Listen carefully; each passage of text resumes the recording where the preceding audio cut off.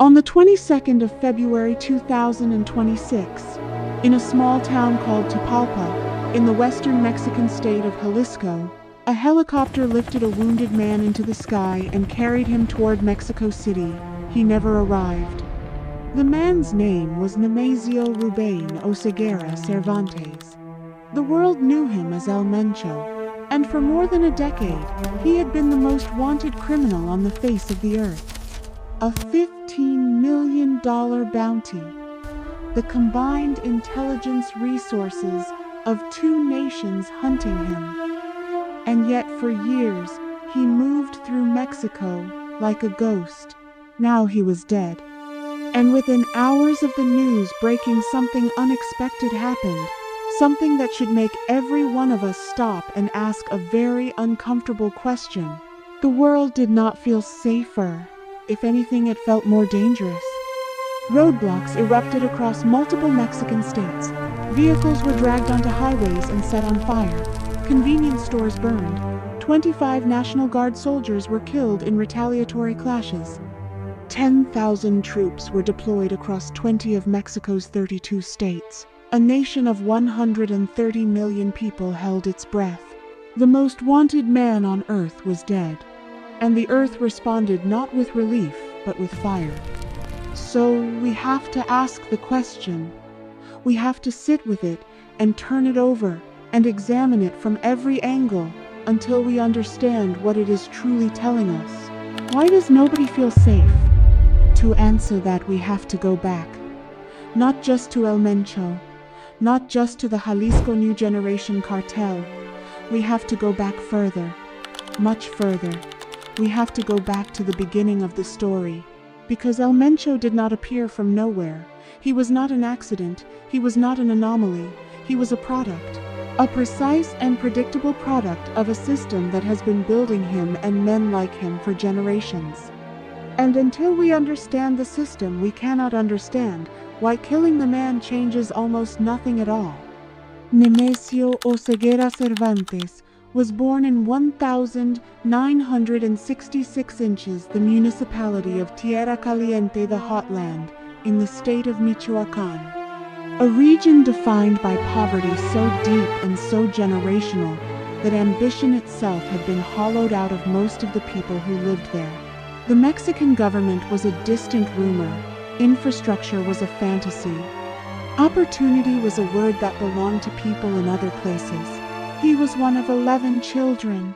When you are one of 11 children in Tierra Caliente in the 1970s, the calculations of survival are made differently than they are in comfortable places. The mathematics of daily existence leave very little room for the luxuries of moral philosophy. You eat or you don't. You work or you beg. You find a path or the path finds you. El Mencho found a path, or more precisely, the path found him. He began as a police officer. This is the detail that history tends to gloss over, the uncomfortable symmetry of it. The man who would become the most powerful cartel leader in the Western Hemisphere began his career on the side of the law. He wore a badge. He took an oath. He was, for a brief and almost poignant moment, part of the system designed to stop men like the man he would become. Then he went to the United States. He picked fruit in California. He was arrested. He was deported. He came back. He was arrested again, this time for heroin trafficking, and he served time in a federal prison. And when he came out, the path that had been building itself beneath his feet his entire life was fully constructed and waiting for him. He joined the Millennial Cartel. He learned. He observed. He absorbed the architecture of criminal power with the patience and precision of a man who understood that survival required mastery. He rose. He always rose. Because men like El Mencho, men forged in poverty and hardened by failure and sharpened by necessity, tend to rise in systems that reward ruthlessness over righteousness. By 2011, he founded the Jalisco New Generation Cartel, the CJNG, and what he built over the next 15 years was not simply a criminal organization. It was a corporation, a military, a government, a parallel state operating beneath and beside, and sometimes openly against the official state of Mexico. At its peak, the CJNG operated in all 50 American states. It had a presence on 6 continents. Its annual revenue was estimated in the billions. It employed more people than most multinational companies.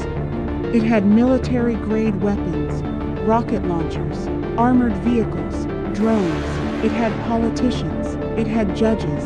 It had police. El Mencho did not build a cartel. He built a system inside the system. A shadow government that filled the spaces the official government had abandoned: the rural communities, the forgotten municipalities, the places where the state had never truly arrived. And here is where the philosophy becomes uncomfortable. Because in many of those abandoned communities, El Mencho was not feared. He was respected, not because people celebrated violence, but because he represented something the official state had never offered them: presence, resources, order, identity. This is what the headlines always miss. This is what the $15 million bounty could never address. You cannot put a bounty on the conditions that create a man. You cannot arrest the poverty. You cannot extradite the inequality. You cannot kill the abandonment. You can only kill the man. And so they did. On the 22nd of February 2026, they killed the man. And now we return to our question. Because we have enough context now to examine it properly. Why does nobody feel safe? The first answer is structural. The CJNG is not El Mencho. It never was. El Mencho was the founder, the architect, but the organization he built is vast and complex and deeply embedded in the economic and social fabric of entire regions of Mexico. It has regional bosses. It has supply chains. It has alliances. It has revenue streams. It has tens of thousands of members whose entire economic existence depends on its continued operation. Removing the founder does not dissolve the organization any more than removing a CEO dissolves a multinational corporation. The DEA knows this. Mexican intelligence knows this. The analysts who have studied the CJNG for years know this. Removing El Mencho creates a power vacuum, and power vacuums in criminal organizations are not filled with peace, they are filled with blood. We saw this before. When Joaquin El Chapo Guzman was arrested in 2016, the conventional wisdom said it was a decisive blow against the Sinaloa cartel, and in some ways it was. But what followed was not stability. What followed was a fracture, a civil war between Sinaloa factions that cost thousands of lives and ultimately made the drug trade more chaotic and more dangerous, not less. The removal of a single dominant leader does not end the war. It starts a new one, for succession, for territory, for control of the infrastructure that El Mencho spent 15 years building. The second answer is economic. The demand for drugs primarily in the United States and Europe has not decreased. It has not paused to observe a moment of silence for El Mencho. It continues. Uninterrupted, absolute, indifferent. As long as that demand exists, the supply chain will exist. The supply chain will be managed by someone. That someone will need to be powerful enough to protect the supply chain from rivals and from governments. Power of that magnitude corrupts. Corrupted power becomes violent. Violence becomes institutionalized. Institutionalized violence becomes El Mencho. Over and over and over again. The economist would tell you this is simply the iron law of markets. Prohibition does not eliminate demand. It simply criminalizes supply, and in doing so, it hands the extraordinary profit margins of a prohibited substance to whoever is ruthless enough to manage the risk. El Mencho was ruthless enough. Someone else will be too. The third answer is philosophical, and it is perhaps the most important answer and the most difficult to sit with. We live in a world that is very comfortable with the idea that evil has a face, that if we find the face, if we identify it, Hunt it, eliminate it, the evil dissolves with it. It is a deeply human instinct, ancient and powerful and almost entirely wrong. El Mencho had a face, and for years we stared at that face on wanted posters and in intelligence briefings and in news reports, and we told ourselves when we get him, things will change. But El Mencho was never the source of the evil, he was the expression of it. He was the visible symptom of invisible diseases, poverty, inequality, institutional corruption, geopolitical drug policy failures, the abandonment of entire communities by the states that were supposed to serve them.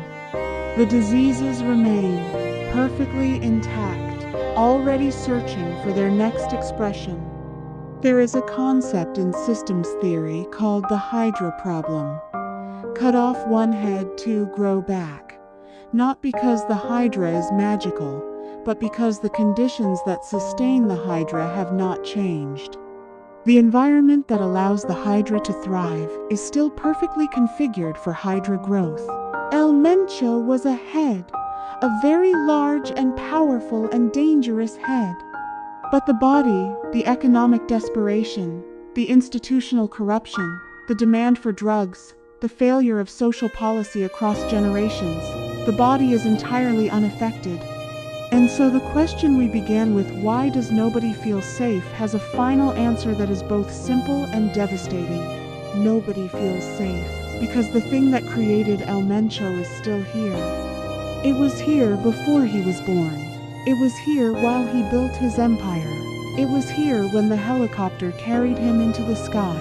And it is here now, patient and permanent and entirely indifferent to the death of one man already shaping the next one. The journalists will move on. The politicians will declare victory. The $15 million reward will be processed and paid. The 10,000 soldiers will eventually stand down. And in the communities of Jalisco and Michoacan and Tierra Caliente, in the places where El Mencho was born and where men like him are always born, life will continue exactly as it always has. Difficult, overlooked, and full of young men for whom the path is already being built. We celebrate the death of the man, but we have not changed the conditions that made him inevitable, and that more than anything else is why nobody feels safe. Because we keep treating the symptom, and we keep ignoring the disease. Think about that, and we will see you in the next What If. Like, subscribe, and share for more.